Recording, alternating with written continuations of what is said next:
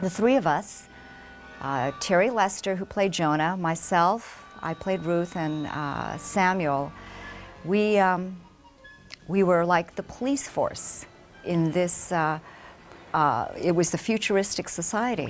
We were to do good, help society, and it felt good playing a role like that. And hopefully we could teach the kids a thing or two and get them thinking about certain issues of the day. Ark II was the future, in more ways than one. Saturday morning television of the 1970s was dominated by animation, but Filmation expanded the landscape with serious live-action adventure series. Following the success of their superheroic Shazam, Filmation debuted Ark II in September 1976 on CBS. This new series was set in 2476 on an Earth that had become an ecological wasteland. Roaming the scorched land aboard the futuristic vehicle Ark II were three young scientists and their talking chimpanzee. Their mission was to bring the hope of a new future to mankind. Now, turn back the clock with the cast and crew of television's groundbreaking science fiction classic. Climb into the roamer, fire up your flying backpack, and prepare yourself for the launch of Ark II. CBS, 1976, Ark II. Boy, did we have fun doing Ark II.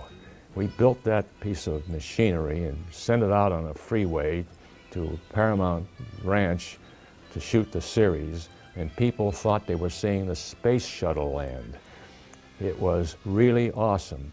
It was built on a truck base that was worth about $75, and we spent $75,000 to fill it with this stuff around it. The truck kept falling apart. CBS paid an extra amount of money for the construction of those two vehicles, since they couldn't be amortized effectively over 13 episodes. The problem, of course, was that anything you build like that isn't going to run forever. So we had a lot of breakdowns and had to do a lot of work on them to keep them going. The Ark was manufactured specifically for the show, and there was one and only one. It was the prototype. And I believe it was the Brubaker group that had put it all together for us. And what it was we had an old 5 or 10 ton chassis that they had built, welded, and strapped on all the elements that were the superstructure of the body. The interior was all on a stage. There were some problems in terms of visibility with driving it. All the scenes that you see in the main title and where it's really going fast, we shot out towards Edward Air Force Base at Dry Lake, and did those with chase cars and all, where we didn't have an issue of anything else being in the way. But the rest of the time it moved pretty slowly on the roads out at the ranch. And one of the things was it was always breaking down. It was sort of a running joke. We did have a standby welder sort of crew that in the morning, if we didn't have anything immediately to do, we'd try and do scenes that involved it driving, and we'd go until something broke or fell off, and then we'd have the standby crew sort of put it back together. And if you look at the show, you'll see that sometimes the hubcaps are on and sometimes they aren't. That was just part of doing it. I think everybody had to get used to the idea of live action being made for Saturday morning. Budgets were extremely low compared to what was being done in primetime television and in other places in terms of shooting film. We shot in the summer, and in California the days are very long, so the workday went. We shot always until the sun went down to get everything we possibly could. All our Ark II episodes were fortunately shot during the summer break, so we did have the benefit of having nice, long, sunny days. And if you look at the episodes, you'll see that there's never a night scene. We shot pretty much all daylight exteriors except for the interior of the Ark, which was a set that was built on the stage back at the studio. But most of the episodes we shot out at what is now Point Dume State Park, but it was, or Malibu State Creek Park, but it was then the Paramount Ranch. And it was a wonderful place. It had a lot of sort of old crumbling sets from things like Planet of the Apes and Sand Pebbles, and a lot of things that we utilized into Ark II itself. And there were big open spaces where in the episodes you'll see we could have people on horseback and people on horse-driven carts, and then we needed a lot of room just to drive the Ark itself, which was a bit of an unmanageable beast on small roads. Ark II log, entry number 1. I, Jonah, Ruth, Samuel, and Adam are fully aware of the dangers we face as we venture into unknown, maybe even hostile areas. But we're determined to bring the promise of a new civilization to our people and our planet. The people in it, Terry Lester, who became a big star in soap operas, I guess, and this was the first thing he did. Jean Marie Hahn, who I saw just a couple of minutes ago, somehow managed to look more beautiful and younger today than she did then. Terry Lester, who played Jonah, I think this was fairly early on in his career, and unfortunately he's passed away. And I know he went on to have quite an illustrious soap opera career, and I remember that when I first saw him on a soap opera, it was the first time I'd seen him without the beard, because I only knew him as Jonah. He was a wonderful, athletic kind of guy who was pretty much game for anything. I was an NBC contract player. I was one of the last contract players. David Tebbutt and Al Trasconi signed me. They sent me to acting school at that time. It was back in 1974 or 75. And then they set me up with wonderful agents, and at that time I had an agent, Jack Fields at the time. And they had this lead out for this children's show, Ark II, one-of-a-kind show, a new type of show that it was for Saturday morning, live action with a moral to each story. And I said, that sounds interesting. So I went and met with Lou Scheimer and Norm Prescott, and we had several meetings, and I was so glad they said, you're the one. Our co-workers we had on the show, they were wonderful. My co-stars, Terry, I think he was a seasoned actor. He's done quite a few shows before. And he was always very knowledgeable about the protocols. It was my first real series. I've done commercials in the past, but this was my first series. So a lot of the protocols, I learned a lot on the show. I remember it was Jose's first show also, and he was a minor at this time. And his mother and father accompanied him at all the shootings. And it was a very family-like atmosphere. You can do it. I know you can. Jean Marie Hahn, it was early on in her career when she was doing it, and you know, she was just, you know, a wonderful young actress. Jose Flores was a young Latin gentleman, and he sometimes would have trouble. It was interesting. He'd be with his family because he was a minor, and the family had to be there, and they spoke Spanish. And so sometimes he'd come to the set, and he'd be thinking in Spanish as his lines were trying to come out in English, and so sometimes he'd get his syntax wrong and all, and so sometimes we had to work with him a little bit on that. But he was a nice young guy, and I keep running into him over the years. He's been in to read for things that I've been on or had day parts or something. He's still active, I think, in the business. Then there's the monkey. And if he were here, he'd be biting me right now. That was a vicious little monkey. And I did the voice for that monkey. And when that monkey talked, it was me going, "That's the way I used to talk as a monkey, because I used to inhale rather than exhale." As far as the monkey was concerned, probably the biggest problem was that the actors had to work with the monkey. We could step back and the trainer could come in and do whatever he wanted, but the actors couldn't do that. We had one scene where all four of us, Terry, myself, Jose Flores, and the monkey Mooch, we were inside the truck. And when the director said action, the hatch, the door was supposed to open, and we were supposed to run out all at once. Well, I think with everything happening simultaneously, well, my hand was down there, the monkey's was right to the right of me, and the level of my finger was right at the level of his mouth, and I guess my finger looked like it might taste good, so he took a little bite of my finger right when the director said action. I go, whoa. I mean, it was fine, but yeah, they rushed me to the hospital. I was up to date on all my vaccines, and yeah, we stopped production for a couple hours, but everything was fine. Everything was fine. Oh, but not too many people have been bitten by a monkey before. I thought the monkey did very well, you know, in terms of performance. He seemed to know what was going on. It gave you that illusion. But of course, when you're making film like that, you can take single shots of the monkey at some other time and fit it in if you wanted a monkey that looked happy or a monkey that looked sad, you know. But he was He was all right. The monkey, Adam, was, his real name was actually Moochie.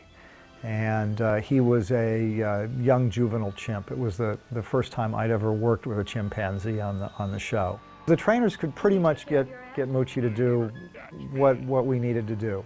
He was kind of pretty funny in that we had one guy, a grip on the show, Big John, and for whatever reason, Big John and Moochie seemed to really get along. And they would almost groom each other. If we weren't working, you know, you'd look over and there'd be Big John, and he'd be sort of rubbing Moochie's hair, and Moochie'd reach up and sort of grab his hair, and it was sort of sweet. And underneath the outfit, Moochie was in diapers, and as you can imagine, I mean, we talked about this with the wardrobe with everybody. It was pretty warm out where we were shooting. It was summer and it was hot. And so we'd get Moochie out of the costume whenever we could, and so here's this chimp in his diapers wandering around the set. So it was sort of like having our own little child. We had to know our lines quickly. There was no room for error. Get it done, hopefully in 1 or 2 takes. Unfortunately, though, because we were outside, it was an action show. Everything had to do with timing of the vehicles, doors opening, and we had Moochie, the monkey. So things didn't always proceed as quickly as we wanted it to. Oftentimes we'd have to reshoot things because of me, Terry, or us, or the monkey, and sometimes I remember we'd have to take a monkey break. You know, he'd have to go eat. I mean, Moochie had quite a few restrictions, and I know Samuel also did, or Jose Flores did too, because he was a minor at the time. But we shot as fast as we could. It was a quick pace. 2.5 days is quick for a half-hour show.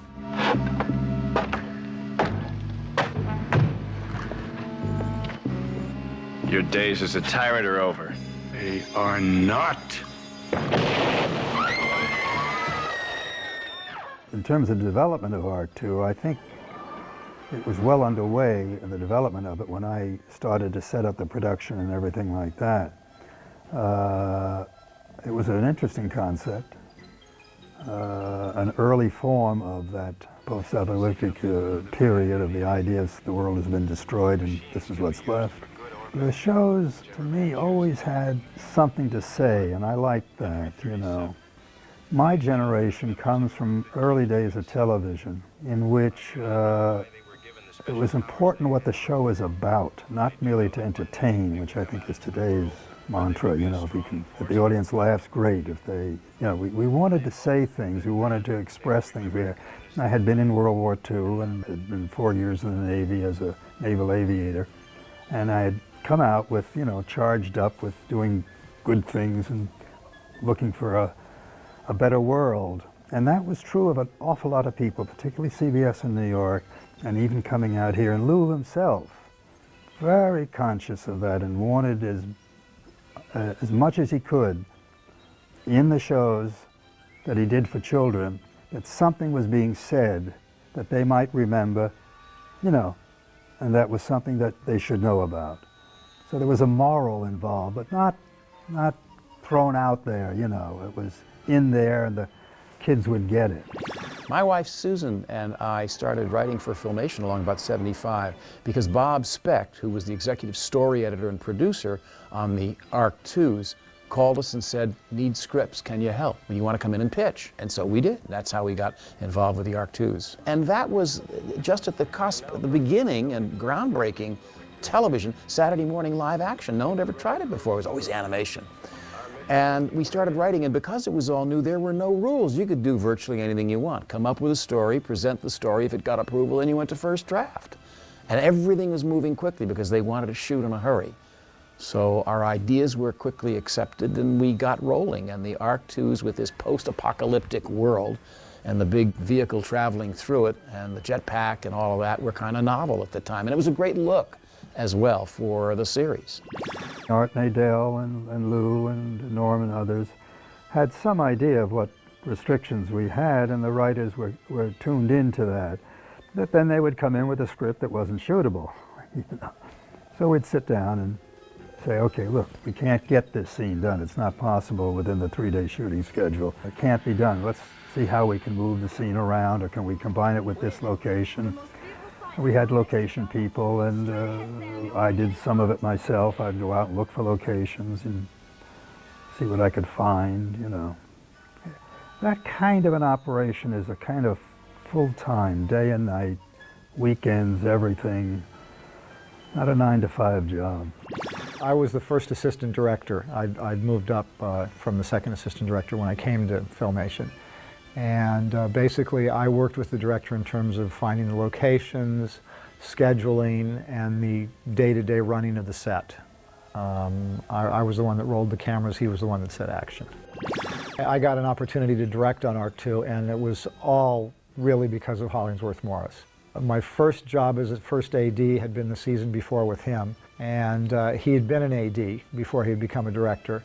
So he was wonderful in teaching me the subtleties of doing my job, and as we'd gotten to become close friends that first year, and he asked what I really wanted to do, and I said, I want to eventually direct. He was very instrumental in helping to make that happen. And in fact, when there was some question as to my first directing assignment with Filmation as to was there a slot available, and Holly just said, well, give him one of mine. And that was how I got my very first one. And then the Ark II Orcus episode was my second directing assignment for him.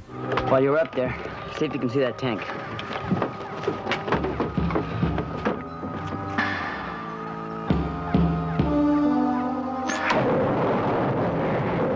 Just as they did more and more live action shows at Filmation, they needed to come up with designs and artwork, and as much as they could do in-house without farming it out to somebody else, they did. And they would tend to cast people based on their previous experience and figured, well, if he can do this, he can probably do that. And so I ended up getting a lot of odd and different design jobs for the live action shows. On Ark II, I designed the costumes for the main characters. They're futuristic costumes. I didn't design any of the stuff for the barbarians or the post-apocalyptic characters. And we went through several basic ideas, but ultimately the two-color scheme was the way we went. And at one point we wanted to do a bare arm, but that was considered to be too unique at the time. We had costumes that were custom fitted to all of us. They were very hot. That's the only thing I can remember. There were double layers of this polyester, unbreathable material. And they were skin tight, of course. And I just remember the minute the director said cut, we'd all take off our tops and replace it with something else that was a little cooler. The costumes were fun, and then we had the belts, and we had the cuffs, and they had all these fancy buttons on that didn't do anything, but they lit up and they looked great. So we used our imagination a lot. It was a lot of fun. There was one show Henry directed. They aged me about 100 to 120 years. I was put in a time warp, and I was put in makeup. They had me wear a mask, so they aged me with a mask, with a wig, and I had to wear that for 2 days in the heat. We had about 100 plus degree heat, and we were filming at that time. It was called the Canaan Ranch. They were considering having Terry age. They wanted to age Terry too. They said he had some issues on appearance. So they said, oh, Jean's not. She's very cool and easygoing. So they aged me. So I was the one stuck with 2 days wearing that mask. Most of our guest cast were pretty much a ragtag group that we were always dirtying down. Fuller's Earth and burlap were kind of the mainstays there. But our principal cast had these specially designed costumes, which unfortunately were polyester and were pretty hot. So whenever they got a chance, we designed them with zippers in the back or on the sides so that they could get out of the tops as often as possible. The guest cast we had on all these shows were really pretty special. We got a lot of really big-time actors and actresses who, in some cases, it was people that went on to become big that were starting out, but we got a lot of adult actors who came because it was, 1 or 2 days was all they had to work. And for a lot of them, it was an opportunity to do something that their children could see them in, as opposed to the primetime, nighttime, maybe cop shows they were doing or whatever. Jonathan Harris, Jeffrey Lewis, Helen Hunt had one of her earliest jobs on Ark II. Jim Backus. We had a lot of really great people. The jet jumper was the flying device that we used, and it was a real thing. I mean, it was not fake. I mean, those shots of that jet flying through the air were legitimate. We shot them all in one day and used them over and over and over. I can't remember the kid's name. He was a kid. He was not a very big guy because they couldn't handle a big guy. So those things lasted for about 40 seconds before the fuel was out. Now, I know we talked about it before, but he wore a helmet. The reason he really needed the helmet, there was a hammer in the helmet. And when he went up over 20 seconds, the hammer hit him in the head. Now, if the hammer didn't knock him out, the fall would. So he knew he had to land. Every once in a while, he would not land in time, and it was really a mess. And we did two of them. The ones that Terry Lester used were mock-ups that we made, and we had him jump through the air and stuff like that. That was a true flying thing. The Rover, it was called the Rover, and what it actually was a VW Thing, which were very popular at the time, and we had just built overlays on it. That was a vehicle that was very maneuverable, and anybody that could drive a VW could drive it. The only person that we ever had to double driving it was the monkey, and in which case we'd tow it, and the trainer would just have him hold onto the wheel and pretend to drive. But it was great, and it was their means of transport leaving the mothership, so to speak. It was fun driving that, but it only drove like a mile or two at a time. So we couldn't go very far with it, even though we'd like to. We couldn't escape anywhere. How do you two feel? A little wobbly. Wow, what a mind blower. We'll be all right. Thanks to you, pal. It was just such a wonderful experience. It was a wonderful summer. Working with Lou Scheimer, Norm Prescott, Dick Rosenblum. I remember the writers, Arthur Nadel, everyone, the cast with Terry and Jose. They were wonderful to work with. It was truly like a family. They welcomed my brother and my sister at that time. They were young. My brother maybe was 14 or 15 years old. My sister was maybe about 8 years old.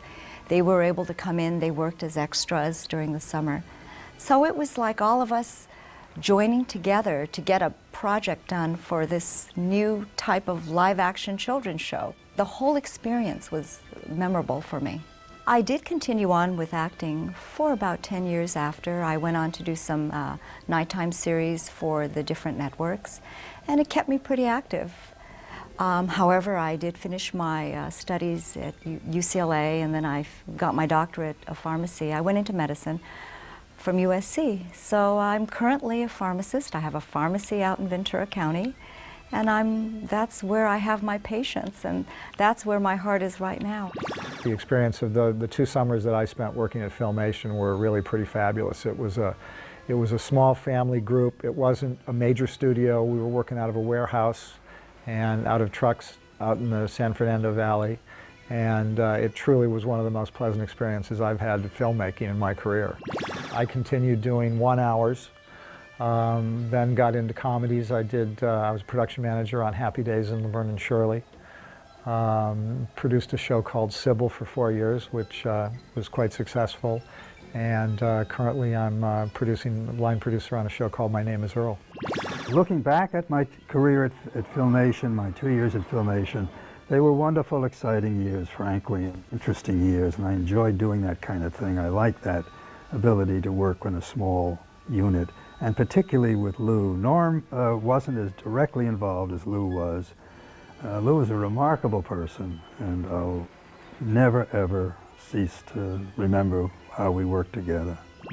We hauled the scripts out of our file cabinet and read them as we were making dinner. And as I read them aloud and acted some of the parts, Susan said, "You know, these were darn good. This was good work. This was good writing." And the social consciousness that accompanied them was worthwhile and predates concerns that are now in everyday newspapers and in our lives. But we were proud of the work, and we're really glad that our kids and our grandkids can now see this stuff, and we're looking forward to the release of the DVDs. What are you reading? A newspaper. Ben's grandfather gave it to me. Oh, anything in it about us? I don't know. It's written in Greek. The fans are wonderful. There is a following for Ark II. I was amazed. My brother called me, a few years back, and he said, "Jean, did you know there's a website for Ark II?" And I said, "No way." So we looked it up, and yeah, there truly is. It's quite an extensive website. I remember at that time receiving fan letters too. And it was nice to hear from the fans. They watched the show, they asked questions about filming the show, and then they even asked about me, and I go, oh, I felt so humble. I go, I'm not used to people, looking up to me like that, fans. So it was a very nice experience. Ark II, I believe, left a legacy, and I'm very proud to be part of it. It was the first show that was live action, and we had wonderful actors, wonderful directors. Everyone associated with that show are very highly respected in their fields. And I think a lot of people wanted to get involved in that show. There was a moral to every story. And the mission was, let's get a good story out for the kids, teach them a thing or two, or give them some food for thought about the issues of the day. I was delighted when I got called for this because I haven't seen an episode of Ark II in 30 years probably, other than the one DVD I had of which was a beta of the episode that I directed. So I'm thrilled. But if you go on internet on any of these things, there's a huge fan base. I'm not sure where they're necessarily seeing them, but it was a solid little show. We did them in 3 days. And they were kind of fun, and they had a very nice light tone to them, and we had some pretty good actors. I just hope everybody who gets the DVD enjoys them as much as we enjoyed making them. I mean, they were really, at the time we made them, they were really kind of cutting edge for what they were. When I got the call regarding the DVD release, I was excited. I go, wow, that is very cool. It keeps coming back to you. So it's kind of fun to have the DVD being released, and hopefully another generation will be able to enjoy it. I'd like to thank the fans for being supportive, and I hope they enjoy this DVD set. And without the fans, we wouldn't be able to do all this. So we do it for them. I would really like to think about what this means to the fans. And what the fans mean to, when I say us, I mean the people who produced that show, the people who are in that show, the actors who, up till today, remember that as a wonderful experience. And I want to thank those people because they are bringing back the DVDs. If they did not exist, they certainly would not be done for the new generation of kids because they wouldn't understand what we were talking about. But as parents and as adults, and with their enthusiasm, it just makes all of us who worked on it feel very, very good. And I want to thank them very much. Thank you, Ruth. We'll never forget you or what you've done for us. That's what we're trying to do, Jeff. Help others. Goodbye, sir, and good luck. Oh, wait. We must touch to say goodbye. That's the rule. That's a good rule. Goodbye. Bye.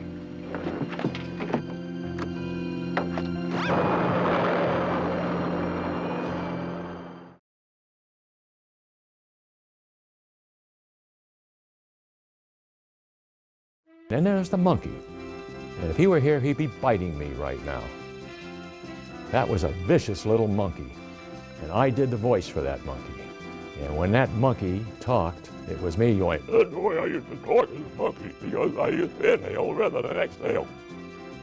That's better than Alan Oppenheimer can do. Alan Oppenheimer. Sorry, Alan Oppenheimer. Scheimer, what the hell am I doing? All right, we'll cut there.